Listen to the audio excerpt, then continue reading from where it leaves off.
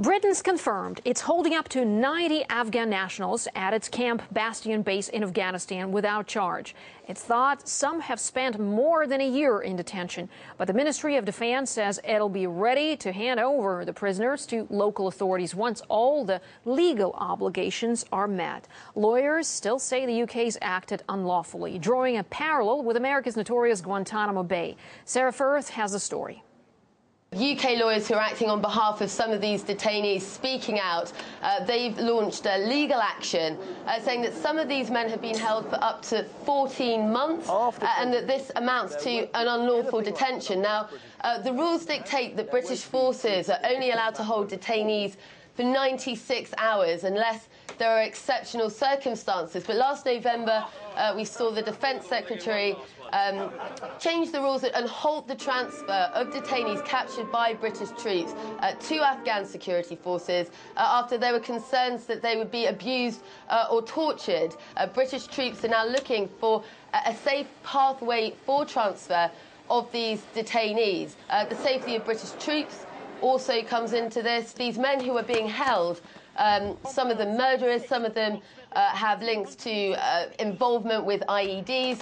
So I think really making the point here that these are dangerous individuals that could present a direct threat to British troops. If you listen to what the lawyers have come out and said, they've used that word secret facility, and they've actually said that it's reminiscent of the public's awakening that there was a Guantanamo base. The UK lawyers have been very clear here that parliamentarians did not know about this, that this was not known to the British public. So you've got the Defence Secretary on the one side saying, you know, this is very different to Guantanamo Bay in a number of very important respects, predominantly that this is for the detainees' own protection, and also that this wasn't a secret, that the people have known about it and this has been spoken about. And you've got the UK lawyers saying, you know, hang on a second, absolutely not, this was a secret facility, and this is the public awakening now. Now, at first, the UK Defence Secretary said that transferring the prisoners could endanger troops. Now, the government seems to have different ideas. Well, to talk more on this, we're now joined live by Jim Brand of the Stop the War Coalition. Jim, thanks very much for joining us here on RT. So how would you explain the change in attitude towards these prisoners? Well, if we believe the British government, they say they have captured these 85 men. And according to their rules, they are supposed to, when they have finished interrogating them for up to 96 hours, or slightly more in exceptional circumstances, but just slightly over 96 hours. When they've finished the interrogation, they are to let them go or hand them over to the Afghan authorities. What the British government claims is that they had to ban handing them over to the Afghan authorities because of what they say is the danger of ill treatment, which I think in many cases we can simply describe as torture, because there is widespread torture. So the British government says that because of its ban under the Torture Convention from handing them over, it has to keep them. But it has no basis to keep them, not least under the Geneva Conventions, for example. So then it just declares for itself the right to keep them because it declares there is some danger from them. They say there is evidence that they are a threat to British troops or local people. And that puts the British government in the same position as the US government regarding Guantanamo. And well, in this slide then, you know, Jim, sorry for interrupting you. So what's the likelihood that these prisoners will actually be handed over now that you compared this facility in Afghanistan to America's Guantanamo, which, you know, America promised on a number of occasions to shut down, but that amounted to nothing so far. So why should this British jail then be different? Well, I suppose the only real difference is, unless they're forced by pressure, they will keep them as long as possible because they say they can't hand them over and they don't want to let them go.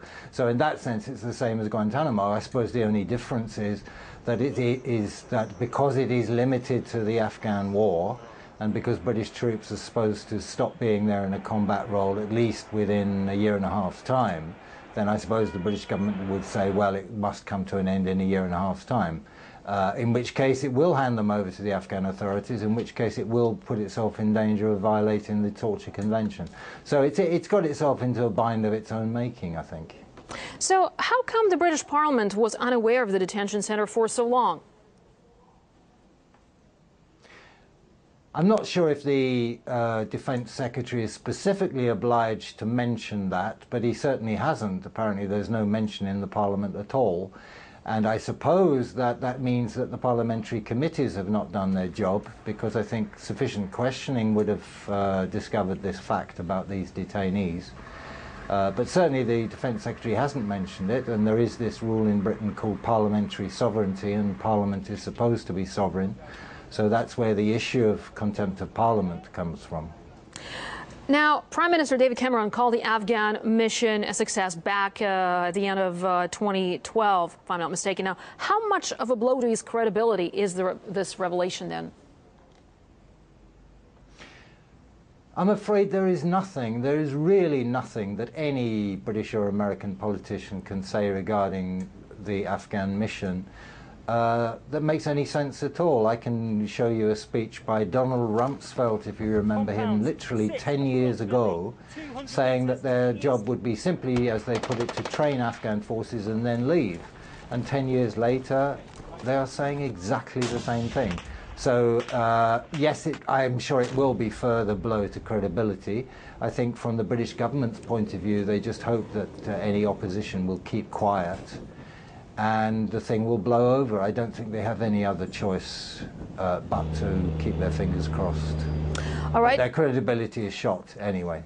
All right, Jim Brand of the Stop the War Coalition, thank you so much for being with us here on RT. Well, earlier I spoke to Rosa Curling, a lawyer of one of the detainees, who said the government has repeatedly declined her firm access to her client. My client is a young man. He's approximately about 20 years old. He is married with one daughter. He's Afghan and lives in Afghanistan. We have been instructed by his brother and by his uncle, because he was captured and detained by the Brits in August last year, 2012. And today he is still being detained by them, so 9 months on. His uncle and brother asked us to find out why he was being detained and to try and get access to him so we can provide him with legal advice. So far, we have still not been able to gain access to our client, and we still haven't been able to speak to him. We've written to the government, we've asked them to make sure we can speak to him, and so far they've refused. Because of their refusal, we had to apply to the UK courts here and ask the court to order the UK government to give us access. We can see no lawful basis on which our client is being detained by the UK government and the UK authorities in Afghanistan. That's why we have made an application to the court, a habeas corpus application, asking for him to be brought to court and to be released and explain on what basis the UK government is stating that they can continue to detain him. He has had no charges given against him as far as we're aware, and as I said, we've had no access to him at all.